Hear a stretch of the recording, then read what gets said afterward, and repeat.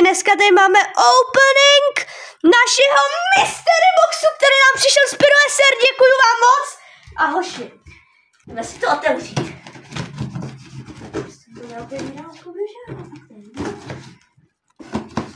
Tak, a je to.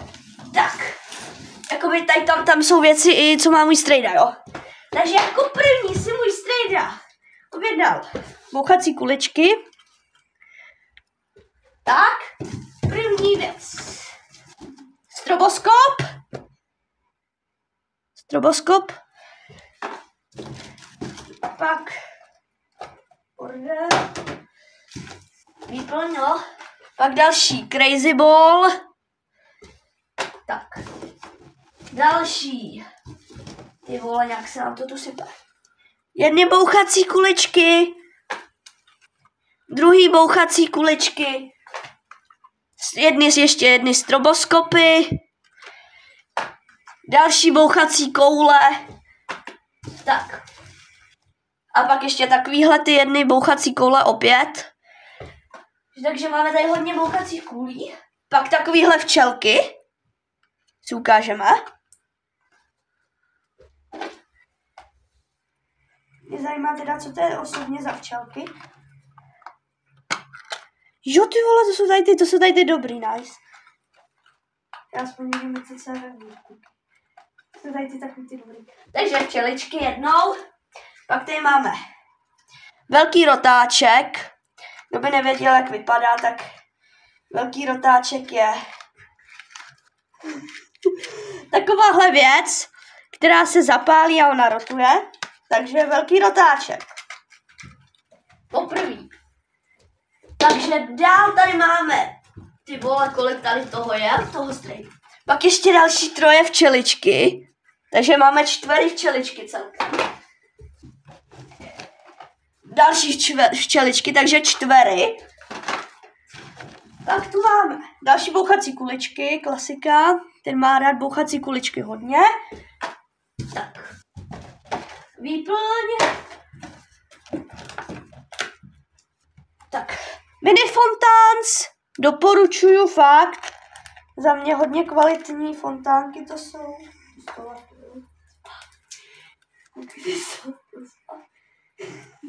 To je zabezpečení. To je zabezpečení proti krysám. No tak počkejte, ty vole.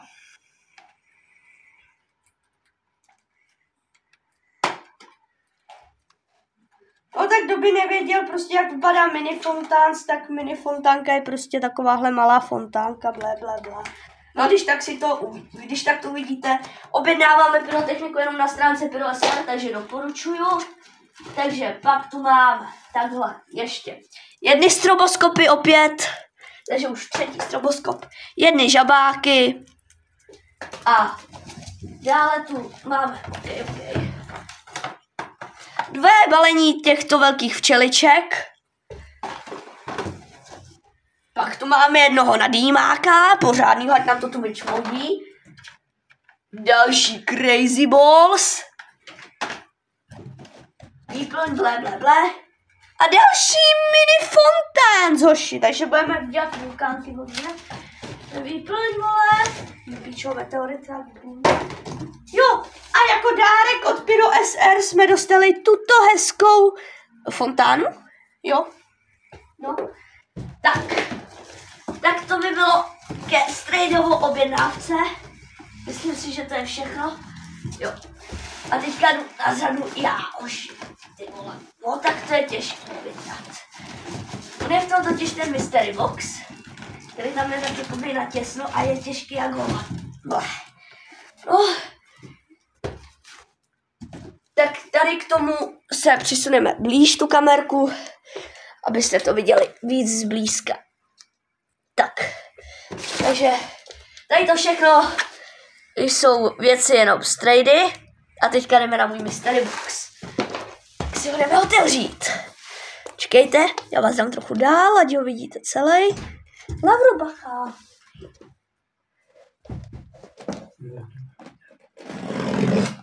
Otevíráme mystery box.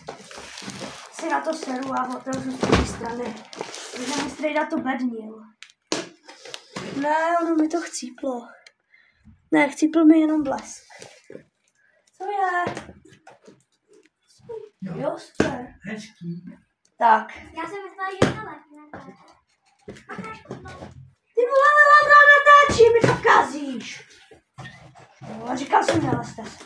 Tak. A máme tady mojí objednávku. Ty vole, nálepka Dum Bum. Tu si určitě jen nálepy nabře. Já začínám z obrácené strany. Takže tady budou nějaké větší věci. Jako první je to tady. Kompakt. Takhle. Dynamit. Hezký. Ráž má 20 mm. Má 200 gramů a 25 výstřelů. To by byl první kompakt. A pak tady máme o dost větší kompakt. Něco podobného. Tak je to Kompaktos. My God, jsem mega nadšený. Ráž má 20 mm též. Tentokrát to má...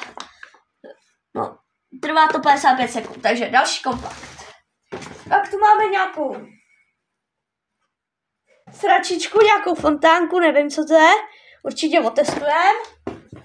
Jako další, tady máme vampírky, vampíry.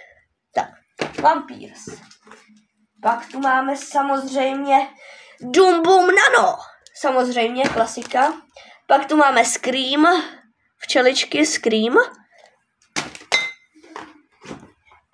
Další tu máme obří balíček Tasmánie. Teď se na to jdeme podívat, hoši. Teď se na to mrkneme. Takže Tasmánie, vždycky byly takový malý. No ty vole, tak to je hezky se skládaná Tasmánka. Takhle tam tolik je. Takže fakt jako doporučuji mystery boxy, ty vole. Pyroaser nejlepší mystery boxy má za mě. Tak, to byla Tasmánie. Máme nějaký větší, co? Oh. Okay. A to jsou dýmetníky,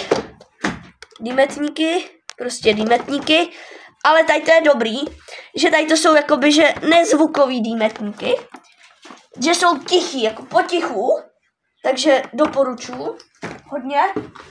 Další máme kuberečky Kalašníkov, ty vole, teď nevím kolik, tady vám jeden vytáhnu prostě. Jo, aha, tak to je tady ten větší kalašníkáš. Takovej to Kalašníkov tu máme. Nice. Tak.